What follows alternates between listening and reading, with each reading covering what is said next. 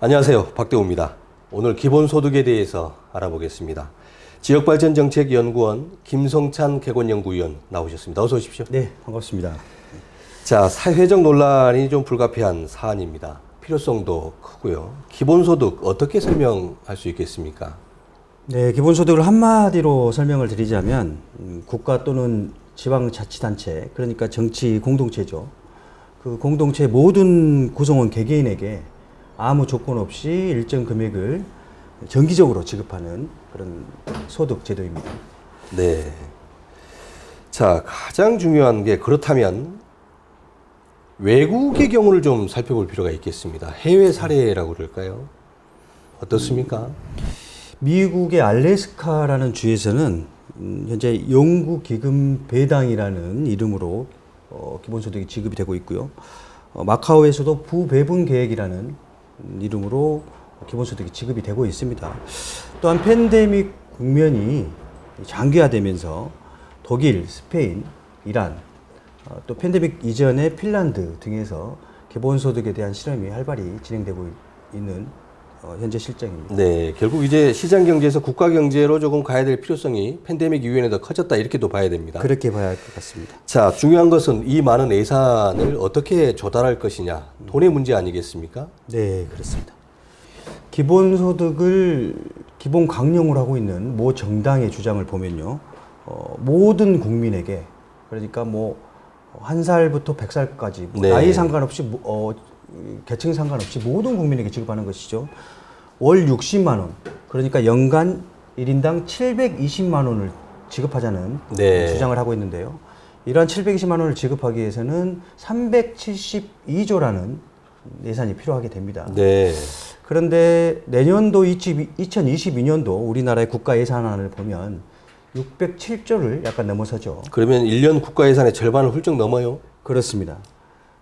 그렇기 때문에 단순히 숫자적인 느낌으로만 보더라도 불가능하겠다라는 판단이 서겠죠. 네. 국가 예산의 절반이 넘는 그런 예산을 투입할 수 있는 당장의 재원 마련 대책은 불가능하기 때문입니다. 또 다른 주장을 보면 모 정당의 대선 후보의 주장인데요. 1인당 연간 100만 원을 지급하겠다라고 네. 주장을 하고 있습니다. 이걸 실현하기 위해서는 52조, 약 52조의 예산이 필요하게 됩니다. 그리고 이것 연간 100만 원이 아니라 50만 원으로 감축을 하더라도 약 26조 원이라는 예산이 필요하게 되는 것이죠. 그러면 이제 결국에는 이 돈을 어떻게 만들어 낼 것이냐? 네. 이 문제는 어떻게 보십니까? 가장 중요한 논란이 되고 있는 이제 재원 마련 방안인데요. 저는 세 가지로 좀 말씀을 드리고 싶습니다. 첫 번째, 예산 절감을 통해서 하는 방안. 두 번째, 조세 감면을 축소하는 방안. 그리고 세 번째, 새로운 세원을 도입하는 건데요. 어쨌든 이 기본소득을 시행하기 위해서는 증세는 불가피한 것이 사실입니다.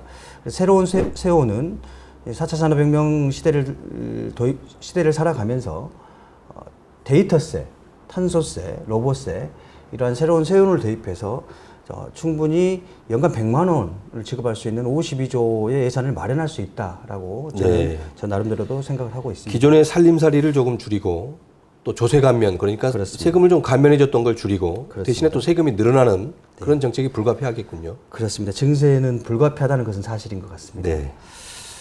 자, 또 하나 이제 문제가 좀 될 수 있는 게 기존에 국가가 시행하고 있는 다양한 복지 정책이 있단 말입니다. 이 정책과 조금 중복성을 피할 수 없다. 이런 지적도 있습니다. 어떻게 봐야 됩니까? 그 부분은 우리나라 식량 자급률이 쌀을 제외하면 불과치 30%도 되지 않습니다. 그러니까 70% 이상을 외국이나 수입을 하고 있습니다. 그렇죠. 수입에 의해서 의존하고 있다는 네. 것이죠. 그렇기 때문에 요소수나 반도체 부품이 아니라 그 대상이 식량이었다라고 하면 정말 끔찍한 네. 상상을 할 수 있는 일이 벌어지겠죠. 그렇기 때문에 그런 농업의 공익적 가치 그리고 국민의 식량 자립, 식량 주권을 위해서 보호해야 되는 그런 부분이기 때문에 농민을 지원을 해주는 것이고요. 더 나아가서는 특정 집단이나 또는 특정 사회적 약자를 보호하는 기존의 사회복지제도와는 좀 다른 개념이다. 네. 그러니까 기본소득은 모든 국민에게 최소한의 생활과 생계를 보장해주는 조건 없이 지급해주는 그런 제도라고 좀 분리해서 이해해 주는 것이 맞겠다는 네. 생각이 듭니다. 조금 전에 모든 국민에게 지급한다 이렇게 얘기를 해주셨는데 네. 또 하나 이제 문제가 되는 게 결국 형평성의 문제란 말입니다. 우리 사회적으로 굉장히 많은 부를 갖고 있는 분들도 계실 것이고 또 사회적으로 약자도 있을 거란 말입니다. 그러면 이분들에게 똑같이 소득을 지급한다는 것에 대한 형평성 이 부분은 논란이 불가피해 보입니다. 네, 논란이 많이 일어나고 있는데요. 그 부분에 대해서는 더 많은 사회적 합의 그리고 논의가 충분히 이루어진 다음에 실행 방안을 마련해야 된다고 보고요.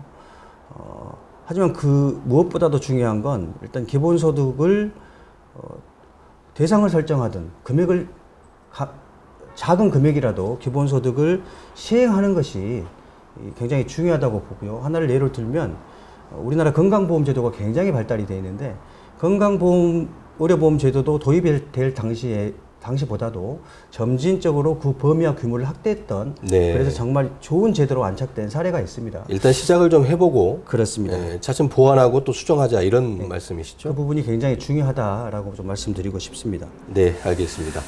자, 사회적으로 특히 정치적으로 많은 논란이 있었던 정책입니다. 기본소득제에 대해서 김성찬 객원연구위원과 함께 얘기를 나눠봤습니다. 고맙습니다. 네.